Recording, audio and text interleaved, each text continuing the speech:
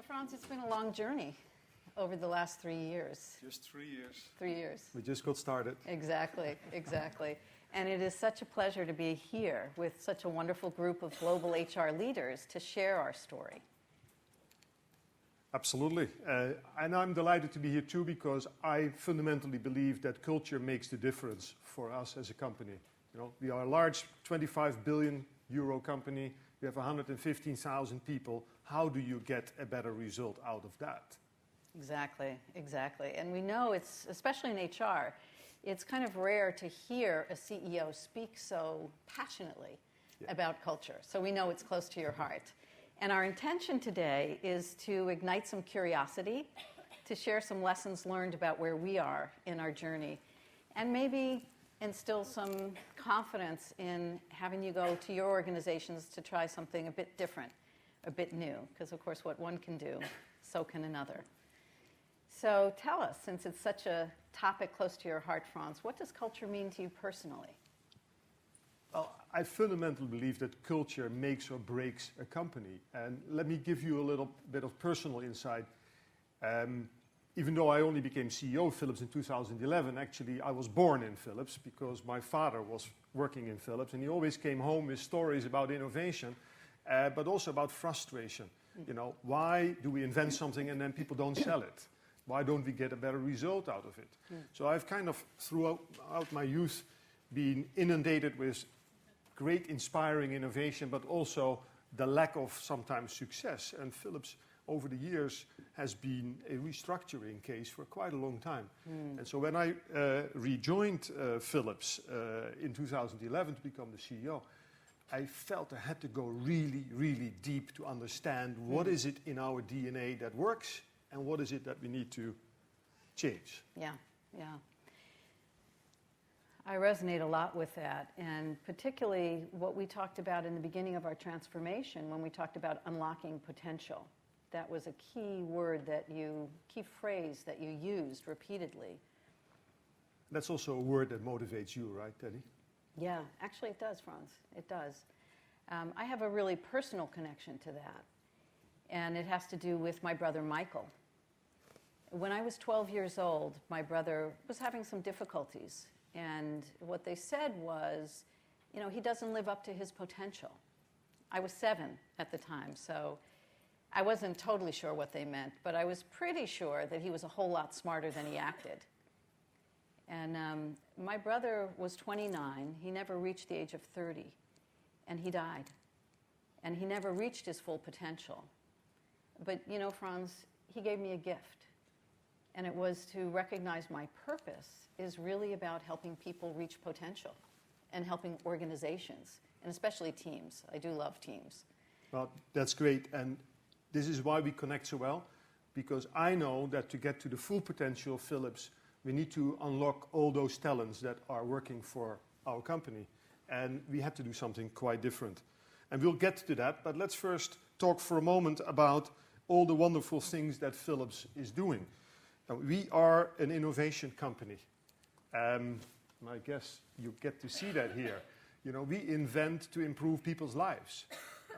We can save people's lives through our innovations in healthcare. We can make the planet better by energy efficient lighting. We invent things. And actually it goes back straight to the invention of the company 123 years ago when Gerard Philips started to invent the light bulb. And then his brother Anton joined and the company started to flourish. And what did Anton bring? He was just a kid of 20 years, but he got on the train, went to Russia, sold lights to the Winter Palace of the Tsar, and made it grow. So this combination of innovation and entrepreneurship, I think that is what really makes a company tick. And that's the core DNA that I want to foster. I think that is what brings value to customers, that makes them smile, that makes them happy.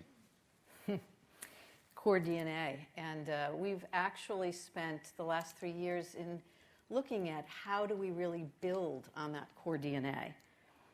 So what are some of your thoughts? Because I dare say you've probably spent more time than most business leaders thinking about culture and how culture plays such a role in nurturing that DNA. But let's take a look at that, and let's hear from you, Frans, about what is the role of culture in transforming our company? Well, we have already talked about potential and all the talents that we have in the company. And it is important that we emphasize those talents that are really important, such as innovation and entrepreneurship, and that we also understand what blocks us in that collaboration. And I think this is where we talk about culture, how people connect with each other, how they drive a result together, how they engage with customers, how they lean forward, how they lean in. And I want to get to that full potential that you also spoke about. Yeah, yeah. Which is why, by the way, we're on these crates. When I first suggested to Frans that we have a conversation, I said, how about a nice comfy armchair and a couch? And he goes, but then we lean back. Yeah. He goes, no, we want crates to lean in. So I'm very grateful for the pillow here for 20 minutes. But you talk about the strengths and our DNA. We also recognize in all of the companies that we operate in that there are things that need to shift, things that really need to fundamentally change to meet the realities of the marketplace. So when you came in 3 years ago, what did you see that needed to change, and why? Well, why? let me first share with you that I had a really motivational moment when my own board said, well, of course, Frans, this company has not been growing for a long time. Now, why actually would you make a difference? You're only one guy. Okay, thank you for that encouragement. But I knew that we had to go deep and understand, what are the things we should be proud of and what are the things that we should tackle. And we did see bureaucracy. We did see people operate in silos. I'm sure I see people nodding. You all recognize this. Yeah. And when a company that is older has gone through several years of reorganization, you also get people into survival behavior. And they duck rather than that they lean forward and take a risk. And I think this kind of explains the shortcomings of the culture, where people sit in their office in maybe one city, but they don't really reinvent themselves because that's actually risky. So you need to call that out. And then to drive a result with 115,000 people, how do we get people to connect, to become entrepreneurial together? As hospital customers get a result because people in marketing, R&D, procurement, manufacturing, sales, service, all across the world will drive a result together. That doesn't go by itself. So we really had to get people together and engage on that. Yeah, absolutely. And one of the foundational pieces that you put in place 3 years ago was our behaviors. I know these are very dear to you. So what are they? And how do they actually relate to some of those improvement areas that you just outlined? Absolutely. Well, we had to touch people. Had to touch people really in their gut so that they would get out of the mode that they had always been in. And we formulated in 2011 a set of 4 behaviors that we said those are going to really connect with people and move the needle. Eager to win. Why would we not be eager to win and beat Samsung or other competitors at their own game? We can do that when we lean in and we are ambitious. Secondly, taking ownership. Instead of being, what was already mentioned this morning, being a passenger and on the sideline, that we call it a tourist. We need people that say, here is an opportunity, I engage. Here is a problem, let me help solve it. Moreover, third behavior, teaming up to excel. We are a high-tech company. Nobody can drive a result on their own. We need to do it together. And the better we do it together, the faster products go to the market, the better the result is, the better the customer experience, and of course, the better the profit is going to be. And finally, and this is also really important, acting with integrity. When you cut corners in a high-tech business, it's somewhere down the road it will hit you because the quality is not there or you have not been in compliance with federal drug administration rules or maybe anti-cartel behavior hits you. Yeah. So these 4, I think, are quite fundamental and can be easily remembered by people and they hit you really deep. So this was what we all adopted and start emphasizing and living and practicing on. Yeah, absolutely. And I'm sure if we were to look out into our group of colleagues here, how many of you have behaviors in your organization? Yeah, of course. So here comes the $1 million question, Frans. Or maybe €1 million would be better, huh? Yeah. How did we go about changing our behaviors? Yeah, so it is not about working harder, because in fact the work ethos was quite good. People were working hard and their commitment was okay. So it was about working differently. And so we understood that we had to go deep in getting people to be able to understand what was blocking them, giving them new insights in how they collaborate. And we brought cross-functional teams together in one room. And we used the U theory actually to underpin and to build these workshops. And the first question I always ask, are you happy with the current results in the business?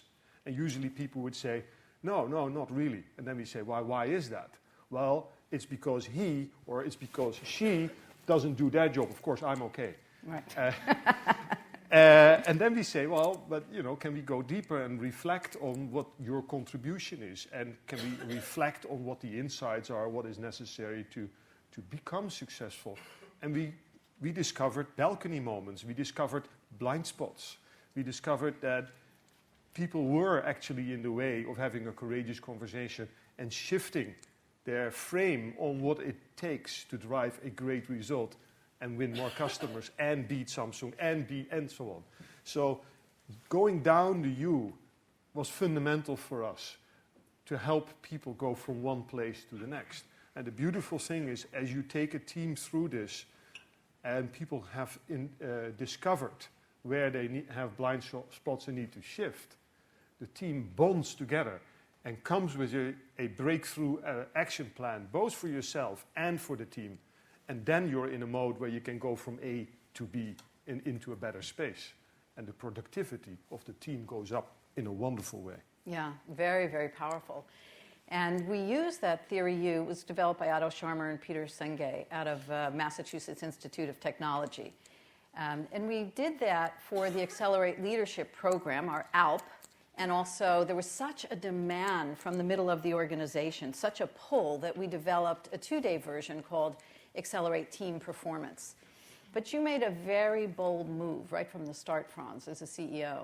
And that is that you actually called for all of our senior leaders to go through this very profound change and innovation process. So why did you do that? You bet. And I'm scared to death that change doesn't only happen at the surface, but then 3 years later, you haven't moved the needle. Yeah. So we realized that we had to go deep.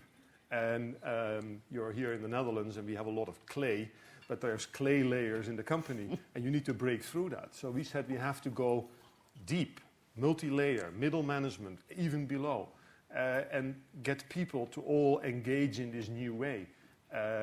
And we did. 7,000 people is a lot of people. And we are still going strong. There's a big demand for this now. Huge. And we start seeing people really using it very actively. Where I even had my secretary walk up to me and say, I want to have a courageous conversation with you, Frans.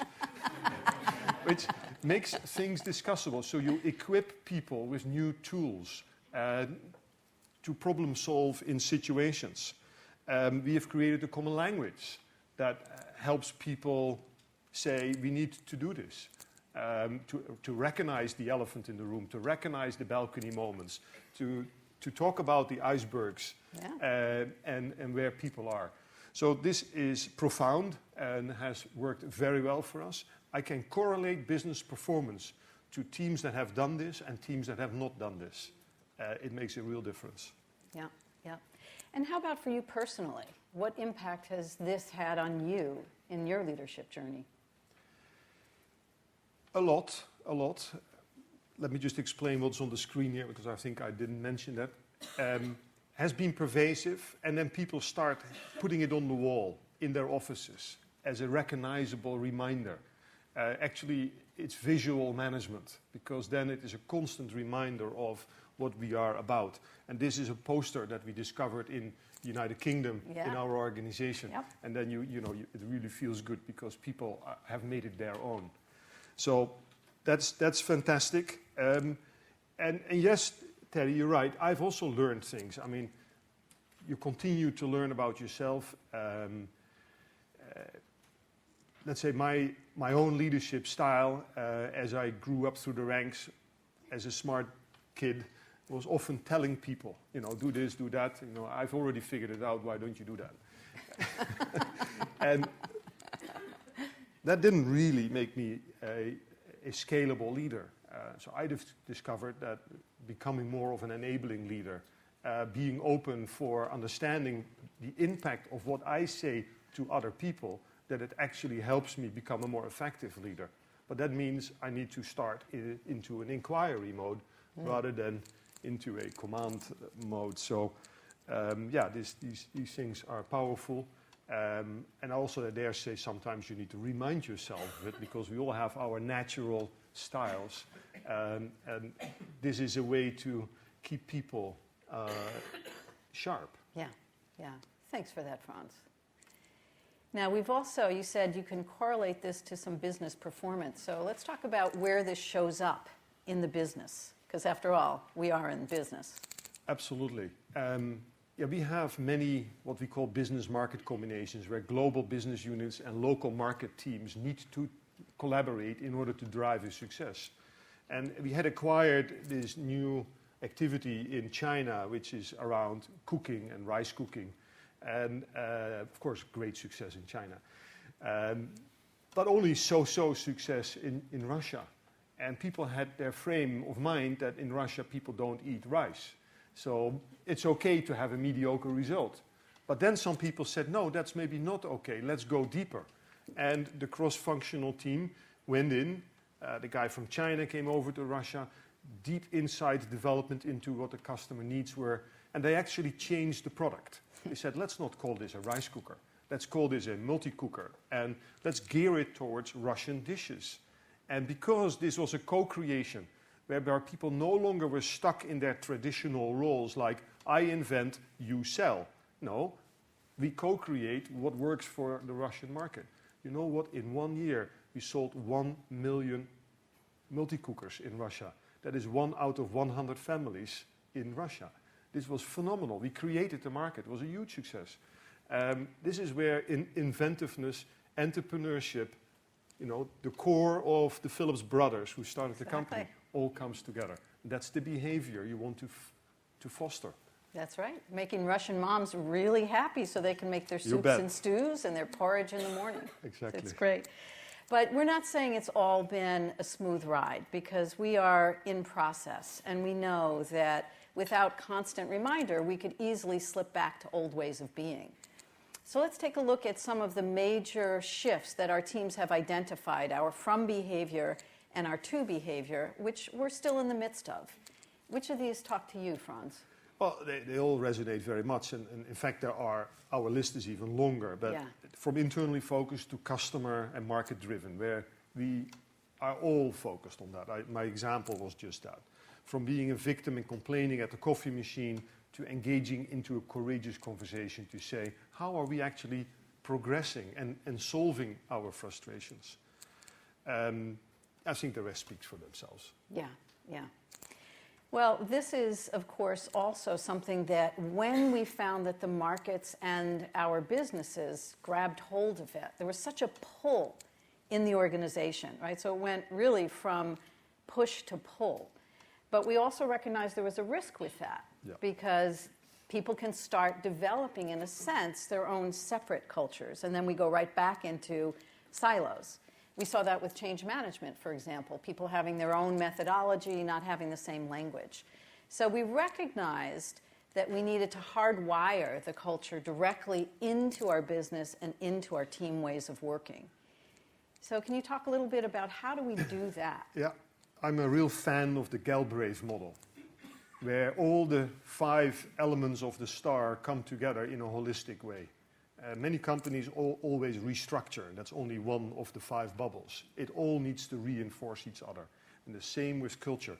So embedding the culture in capabilities and learning, in targets and reward, linking it to the processes and how people collaborate, ensuring that people work together across structures. Yeah. So we have done this and we've integrated because we believe we should really anchor it deeply.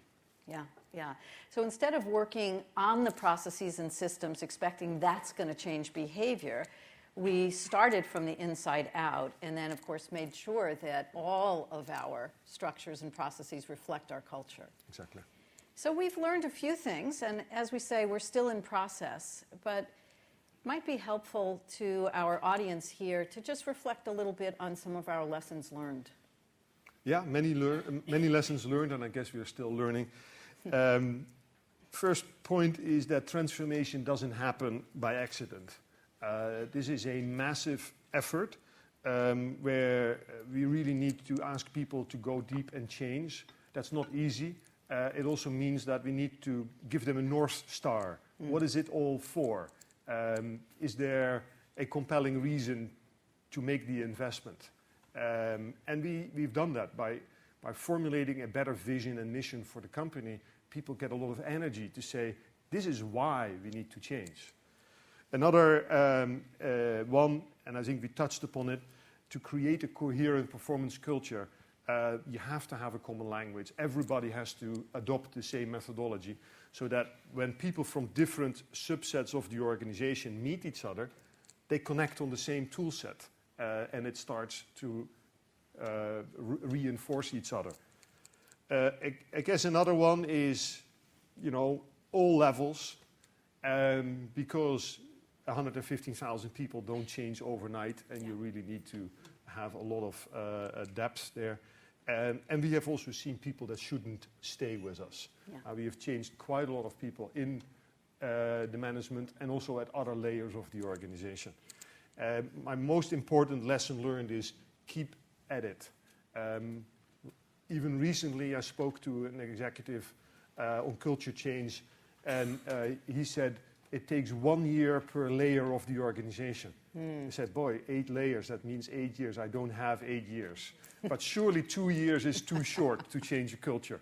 So maybe 3, 4, 5 years, but stay at it. Absolutely. Thank you so much, Frans. You're welcome. And I hope that this is something that now will challenge you and to say, what are you going to do in changing the culture? And I'll leave it right there in the room with you.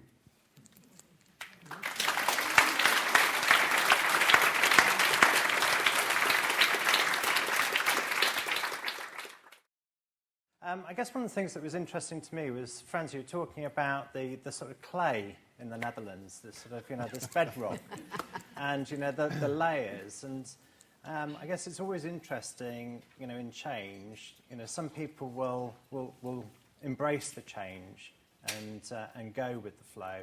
Others might pretend to, and others just don't. So how do you cope with the people who don't quite move out of that clay layer? What's been your approach to that? Well, taking people through these accelerated leadership programs, these ALP and ATPs, is not a free ride. So you are there, and the program is designed such that you do need to engage, and you need to go deep. And even if it is a multi-hierarchical group, we have seen many times where, because you create that environment where people are expected to connect deeper, that they also start asking each other questions.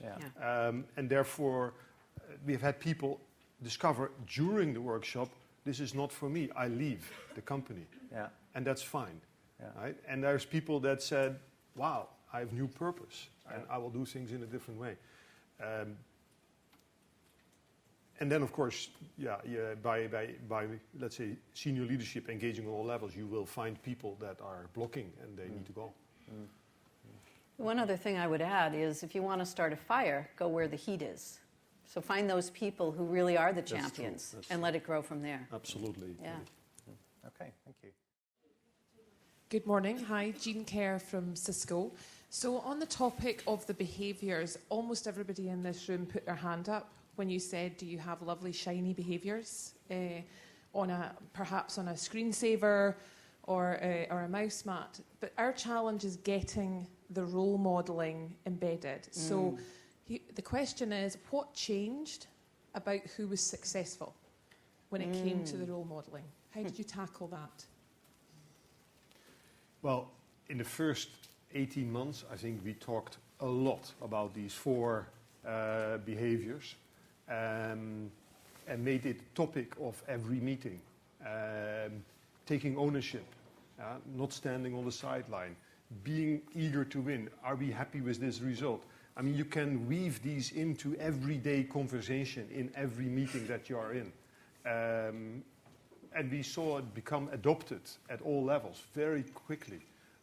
It went actually faster than I had expected because it was such a natural language and so much appealing to people.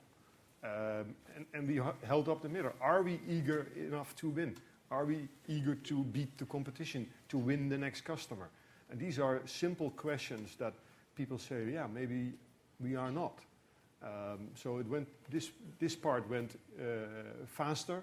The behavioral change, then we really had to deepen. By the way, these 4 behaviors are integrated in the workshop design also.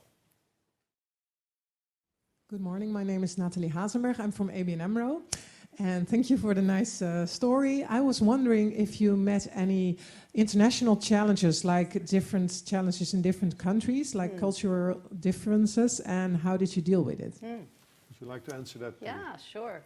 Great question. So we have something that we use in the workshops around storytelling, and it's very personal, and it's also very very powerful for people to get to know each other in a team, even people who've worked together for 10, 15, 20 years.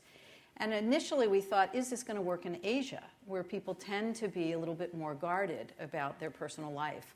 And we found that it worked beautifully. People share to the level of depth that they want.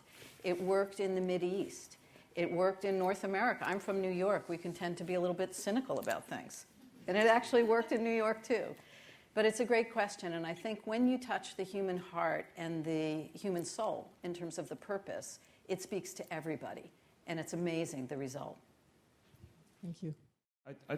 I seem to occupy my mind a lot about people performance indicators lately, and I was curious on what do you follow up? You talk about market share and sales, and that's one end of things, and they're all interrelated, but what would you say is 2, 3 key people performance indicators that you use on your level of the company? Well, it's about the what and the how. So the what is what you just referred to, all the indicators, both financial and non-financial, leading and lagging. But the how is really how people drive a result. And this is where we embedded the behaviors in the evaluation criteria of how people engage as a leader, as an employee. So are they demonstrating the eagerness to win? Are they demonstrating the teaming up to excel? From all the 4 behaviors, by the way, the teaming up to excel is definitely the weakest. Right? And you can call that out. You can include it in the performance dialogues. We do calibration, and then we use the same behaviors to calibrate people's view around individuals. So we make behavior and the how an explicit topic of the performance review. I'm glad to hear that Team Up to Excel was your most difficult. We can definitely relate. And so my question is around how you used your structure and governance to help create a more team and collaborative environment, especially in a multinational, multicultural company. Great question. So I have this obsession with the galbrace model because Philips restructured for 25 years and always only used the weapon of structure. Yeah? With the argument, if only I report to somebody else, my problem is solved. Actually, nothing changes. So a restructuring and a change in org structure does very little for performance. So we realized we had to de-emphasize that. And I have a strong belief that in this 21st century, it is agile teams that form around challenges and that quickly drive a project result end-to-end across structures that will be most successful. And therefore, we need to de-emphasize the role of the site and the department and the structure. We need to de-emphasize, if I only please my boss, I'm okay. No, you need to actually deliver a result end-to-end through the customer value chain, and that is how we will judge your performance. So input-output metrics through the value chain is very important. That also means that from measuring the P&L, the profit and loss statement, we need to shift. And the language in the company about who owns the P&L, this is very bad language. Yeah? Only the CEO owns the P&L. Right? And all the rest contribute to that. And frankly speaking, I can't even drive the P&L. It's my people who do that. So I'm dependent on my people. But if people say, I own the P&L, it starts creating a certain behavior. Like, I decide and you shut up. Right? But really, I need both the innovation center and the market center teams to collaborate. And if one says, I'm better than you are, which was the case, we were very global, very business unit centric, and here's the product, I've invented it, you sell it. Yes, but it is the wrong product. Well, doesn't matter, you shut up, So we need to get collaboration, and therefore we invented the collaborative P&L. Rather than saying it's the business unit that owns the P&L or it's the market that owns the P&L. We say we want a collaborative P&L, and we will judge both the B and the M, the business unit and the market team, on the joint result. Now, it's a little bit more work, but it starts 3 years in, starts to really work better, and it starts shifting the conversation from talking about the numbers to talking about the enablers. So it's quite a fundamental shift. Graham Broadbelt from Impact International. It's a fascinating story. I just wonder, Frans, if you could help us to understand how customers experience the change that you've wrought in the organisation. Customers see us more agile and faster. They see us more depending on each other rather than talking to all these different individuals. They like the newfound energy, passion, and spirit about being innovative and entrepreneurial. Those are, the ones that we also emphasize. They see the change in the company from people that almost complain in front of the customers. Of course, I want to help you, but, my organization or the business unit, to, oh, you want that? I'm going to make it happen for you, right? And I'll call my colleagues on the other side of the ocean to make it work. So customers recognize that. And if I take our consumer business, has been growing through the last 2 years at 10% a year. Even in Europe, we have been growing, whereas there's a crisis still. So it's quite phenomenal, and we've gained market share as a consequence. But now everybody talks about, what is locally relevant, for example. And that didn't happen before, because in the past it would be the business unit that would say, well, here's the catalog, you guys go sell. But now the French team says, you know what, I need something that caters for the French, and we invented the soup maker for the French. Locally relevant, yeah, works beautifully. Okay, I think I have time for one last question. Anybody? No? Okay. So, Frans, Teddy, thank you very much for kicking off the session. Fantastic presentation and great questions as well. So, thank you very much.